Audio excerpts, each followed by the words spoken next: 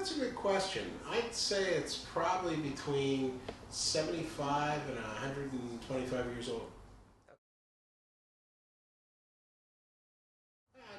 Probably it was done in the 1950s or 1960s, so 50 to 60 years. System. Oh, it's devastating for it because there's only one sewer system instead of one for stormwater and one for sanitary conditions. So what happens is when there's a large-scale rainstorm, the untreated sewage gets flushed into the rivers and never makes it to the Alcosan plant.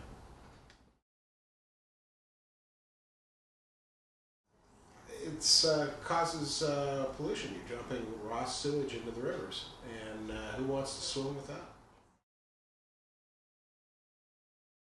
Sewer system. Well, I think it's probably the same issue as rain. I mean, you get 1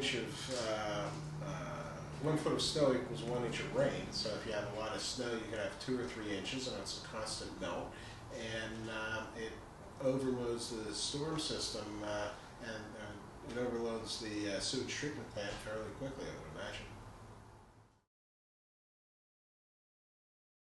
Let's see. Hypothetically, I'd say probably $4 to $6 billion.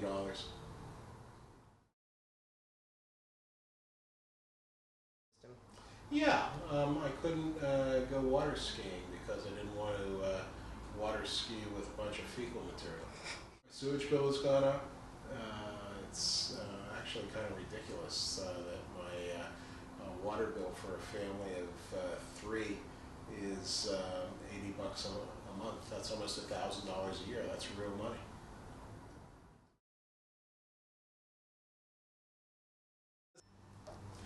No, I don't think they are.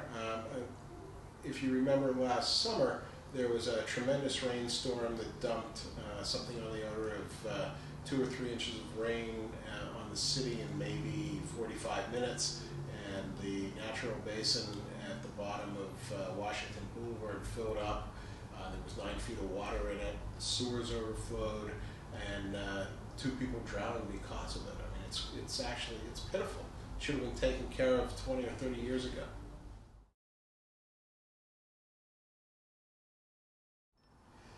I'm really concerned about people dumping chemicals into the sewers and the sewage system.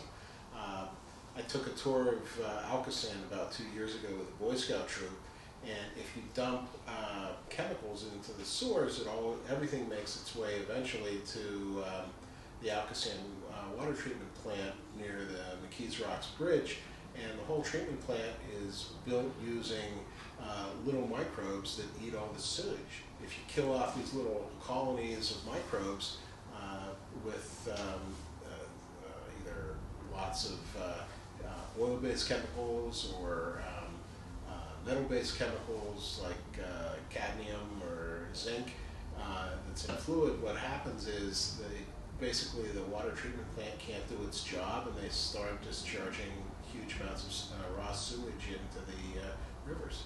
Anything that you dump into a sewer, you need to be aware of the fact that it's eventually going to hit the water treatment plant. So I guess people need to be real careful with the way they dispose of chemicals. I think paying to fix the sewer system is a huge problem, and it's got to be solved. You figure there's about 2 million residents in Allegheny County. If there was a million times 1,000 would be 1 billion, so 5,000 per person would be 5 billion. So 2 million people, it's going to cost about $2,500 per person. So you figure that's maybe $8,000 to $10,000 a family living in Allegheny County to fix this. So where's the money going to come from? I don't know. But